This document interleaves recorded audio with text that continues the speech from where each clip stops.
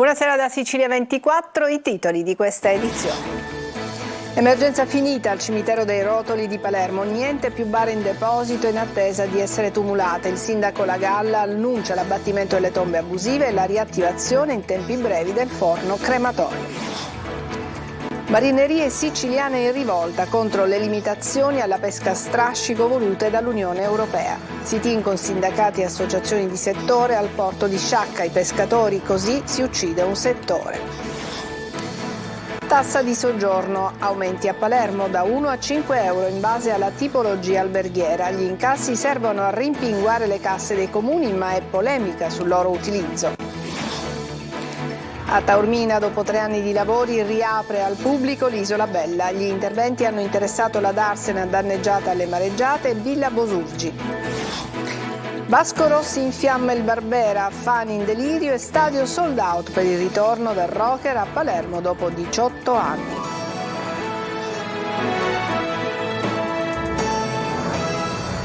Bentrovati a Sicilia 24. Dopo 3 anni, emergenza finita al cimitero dei Rotoli di Palermo, dove in deposito non ci sono più bare in attesa di sepoltura.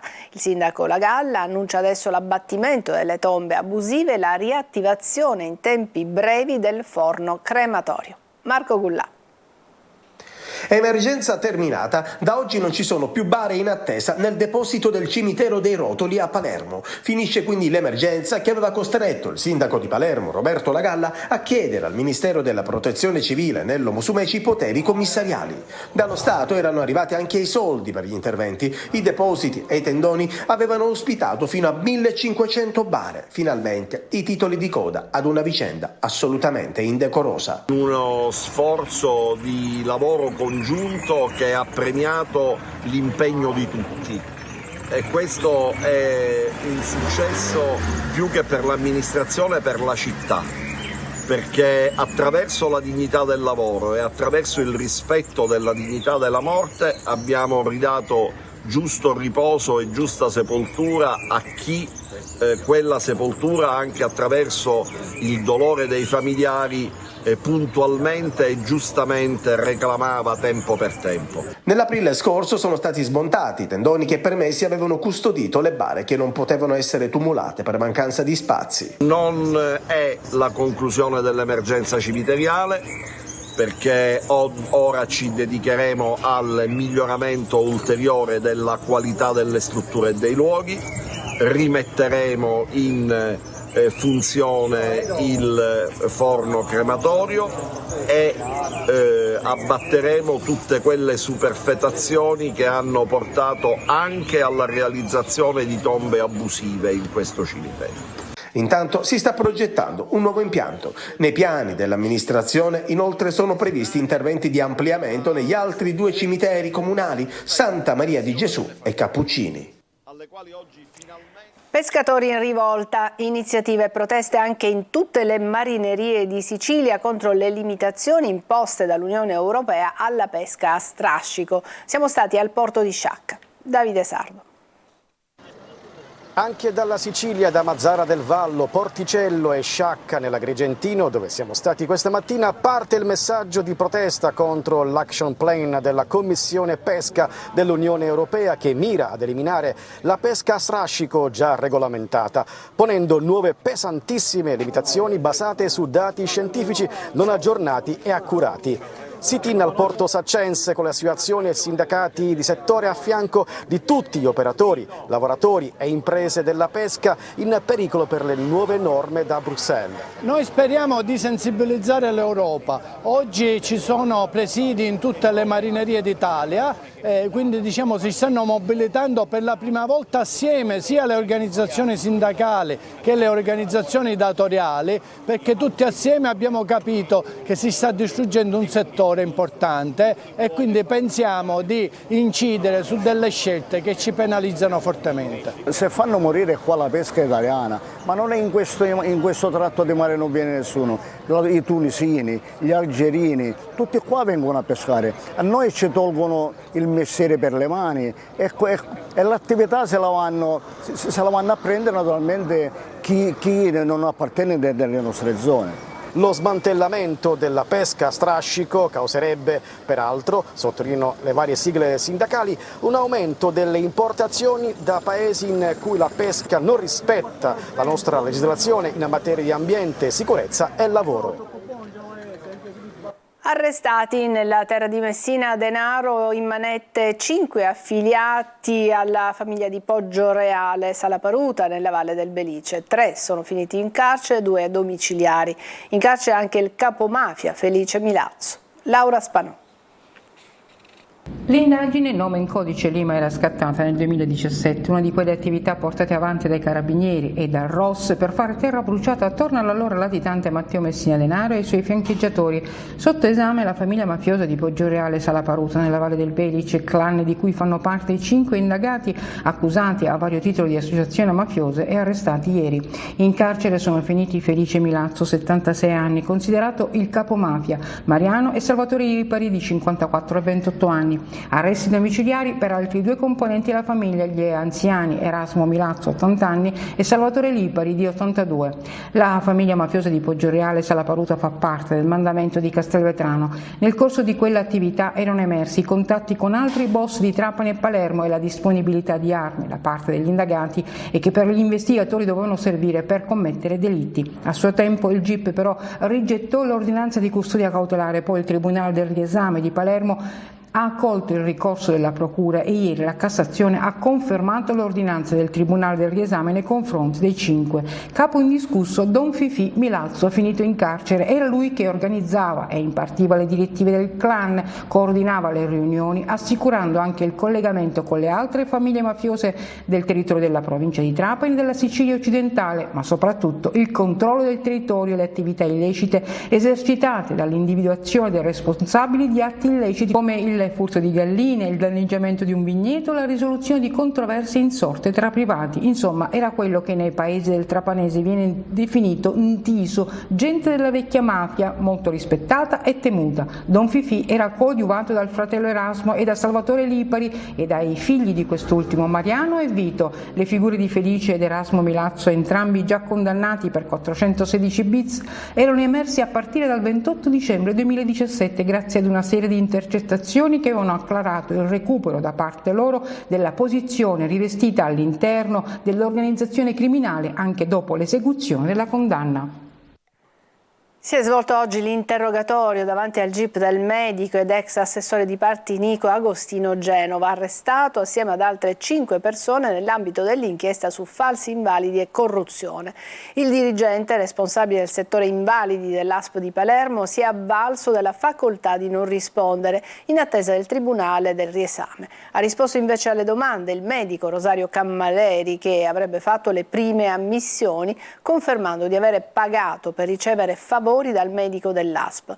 Nel corso delle perquisizioni in casa di Genova sono stati trovati circa 300.000 euro, mentre a casa del medico Cammalleri sono stati rinvenuti 550.000 euro tra soldi e assegni e circa 60 post-pay.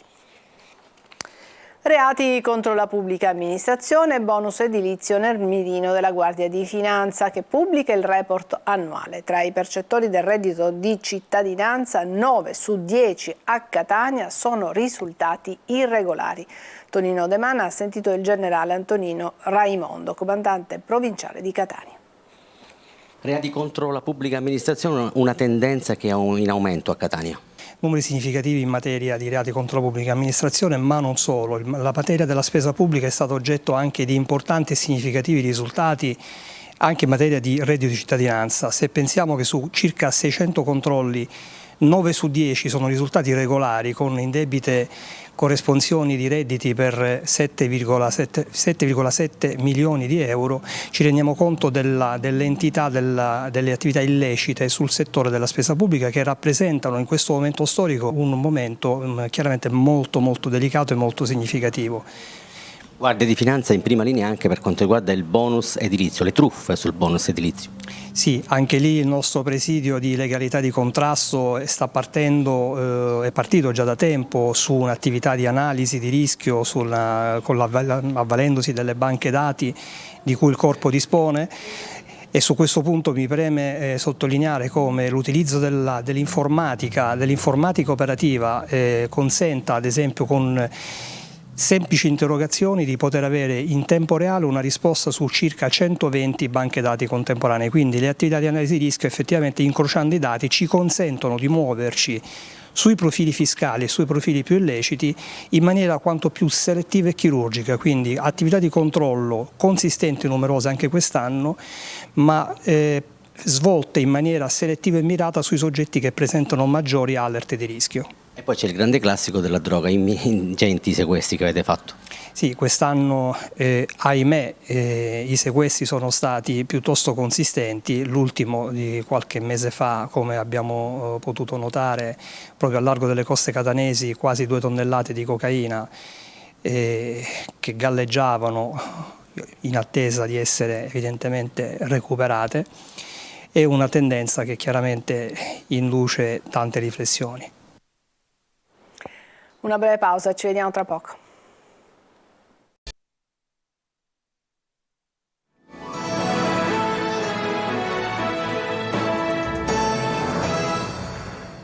Ed eccoci rientrati in studio. Il Comune di Palermo ha deciso di aumentare la tassa di soggiorno per i turisti. Nelle strutture di lusso si pagherà sino a 5 euro. Per legge gli incassi devono essere reimpiegati dai comuni a vocazione turistica per migliorare i servizi di accoglienza. Ma non è sempre così. Lorena Dolci. Per i bilanci di molti comuni è una bella boccata di ossigeno, per i turisti è la stangatina extra che non ti aspetti. A livello nazionale gli incassi della tassa di soggiorno continuano a crescere, 678 milioni con un più 9,5%. Per legge i proventi servono a finanziare proprio i servizi offerti ai visitatori, dai trasporti al verde alla manutenzione dei beni monumentali.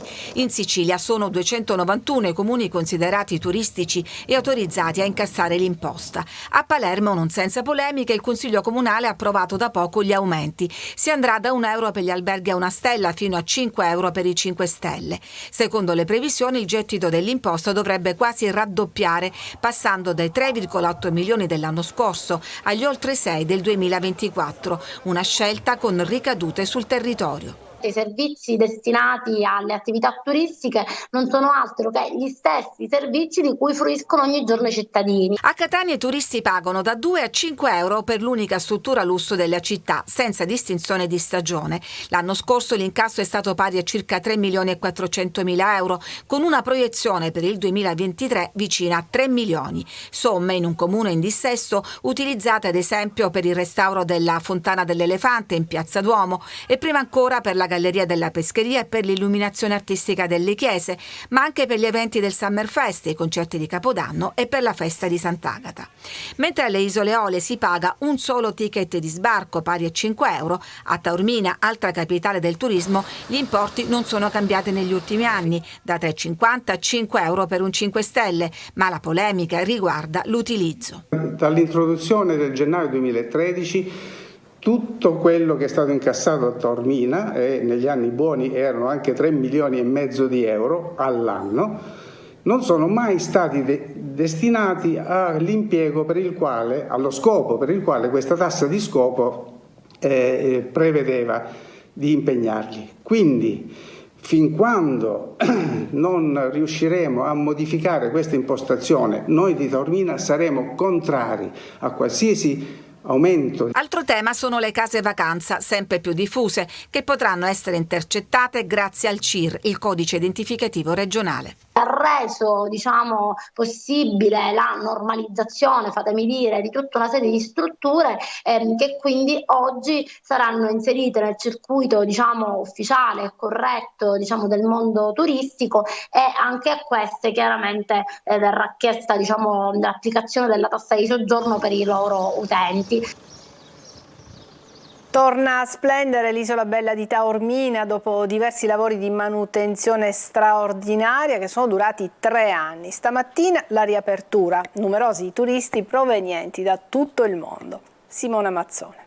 Torna alla luce l'Isola Bella a Taormina dopo 3 anni di lavori straordinari e €500.000 di spesa, lavori straordinari che si sono aggiunti ai lavori ordinari. Oltretutto notevoli danni erano emersi a causa dell'alluvione dello scorso febbraio e intanto sono stati ripristinati nuovi ambienti e messi in sicurezza alcuni massi. I lavori di manutenzione del sito di interesse storico, culturale e naturalistico gestito dal Parco Archeologico Naxos Taormina e diretto da Gabriella Tigano hanno riguardato sia gli esterni con i giardini e la parte rocciosa che gli interni dentro la storica Villa Bosurgi. Attraverso questa porta segreta, vedete, basta spingerla, si accede in un altro sito dove troviamo uno degli ambienti che sono stati appena restaurati. Questa è la zona notte della villa dove la famiglia Bosurgi, ex proprietaria di questa casa, veniva a trascorrere qualche giorno e lo vedete da questo telaio di un letto che probabilmente appunto utilizzavano. Tra gli interventi anche quello che ha riguardato la storica Darsena in cui approdavano le barche. È stato uno dei lavori più importanti che abbiamo voluto realizzare perché è una cosa molto particolare questa dell'accesso via mare che garantiva ai Bosurgi di entrare direttamente, diciamo, all'interno di questo gioiello che è l'Isola Bella dal mare. L'Isola Bella è uno dei simboli più rappresentativi della Sicilia, raggiunto ogni anno da numerosi visitatori provenienti da tutto il mondo. It's beautiful. It's very Qual è la parte che più vi è piaciuta? La casa? Solo là. È buonissima, sì. Da dove venite? Australia. Sydney, Australia, sì. Vasco Rossi dà spettacolo al Barbera di Palermo, gran pienone allo stadio per il primo dei 2 concerti del Blasco nel capoluogo siciliano. Ecco come è andata. Marco Gulla.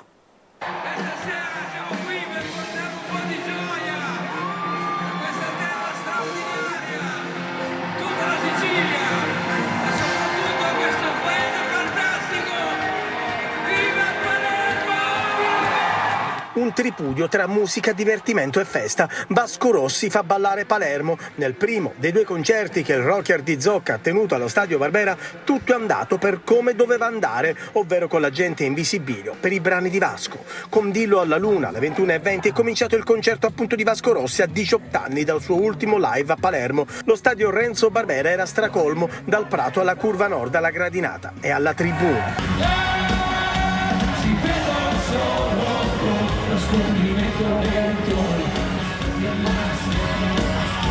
Si vedono solo con lo scorrimento lento.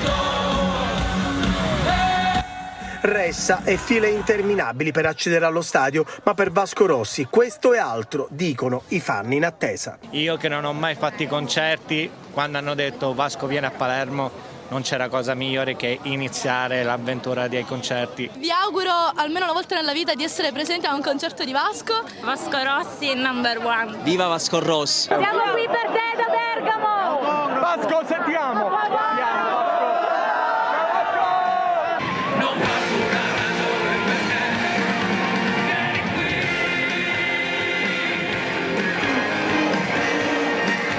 Giovani e meno giovani, tutti a cantare e a ballare i brani di Vasco Rossi, che questa sera concederà il bis, altro sold out al Barbera, non poteva che andare così. Insomma, tutti questi politici del cazzo, cosa raccontano?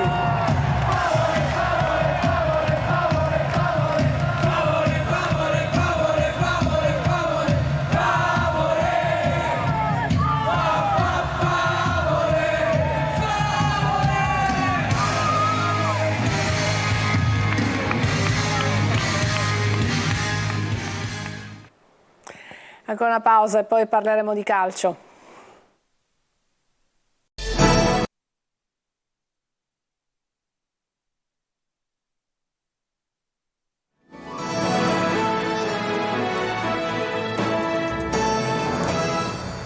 Eccoci rientrati in studio. Una settimana all'apertura della sessione estiva di calciomercato e il Catania, tornato tra i professionisti, lavora sotto traccia per consegnare a Tabiani una rosa già completa per l'inizio del ritiro. Angelo Gagliano.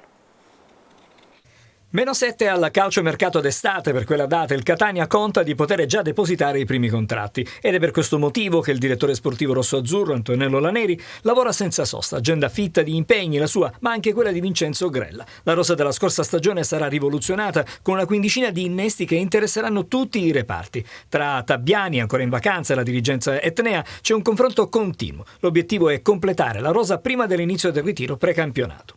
Nonostante le liste di trasferimento siano ancora chiuse, i nomi accostati al Catania sono tanti, su tutti quelli di Patierno e Caturano, entrambi in doppia cifra lo scorso campionato. Il primo autore di 19 gol con la maglia della Virtus Francavilla, il secondo assegno 17 volte con il Potenza. Su entrambi però avrebbe messo gli occhi il direttore sportivo dell'Avellino Giorgio Perinetti. Il Catania comunque non ha alcuna intenzione di partecipare ad un'eventuale asta. La dirigenza etnea, così come è accaduto la scorsa stagione, punta su giocatori motivati e pronti ad abbracciare la causa rossa-azzurra. Ed è forse per questo motivo che avrebbe sondato anche alcuni ex che hanno lasciato un buon ricordo. Tra loro il trequartista Alessio Cuccio, ma l'elenco di nomi sull'agenda del DS Laneri è lungo. Come detto, arriveranno rinforzi in ogni reparto, ma ci sarà spazio anche per delle conferme. Castellini e Chiarella su tutti. L'estate è lunga, così come il calciomercato. Intanto la Lega Pro nei giorni scorsi ha fissato le date per la prossima stagione. Si parte domenica 27 agosto e si andrà avanti fino al 28 aprile del prossimo anno, con 3 turni infrasettimanali ancora da determinare. Il campionato si fermerà come sempre per le festività di fine anno. Domenica 5 maggio scatteranno invece i play-off, mentre i play-out si giocheranno l'11 e il 18 maggio. La stagione del Catania comincerà, lo ricordiamo, il 24 luglio a Zafferana, dove i rossazzurri resteranno in ritiro fino a metà agosto. È stato consegnato questa mattina presso i campi Leo Soccer di Catania l'assegno con il ricavato della 15ª edizione dell'evento di beneficenza Un Gol per la Solidarietà che si è svolto lo scorso 3 maggio allo stadio Massimino.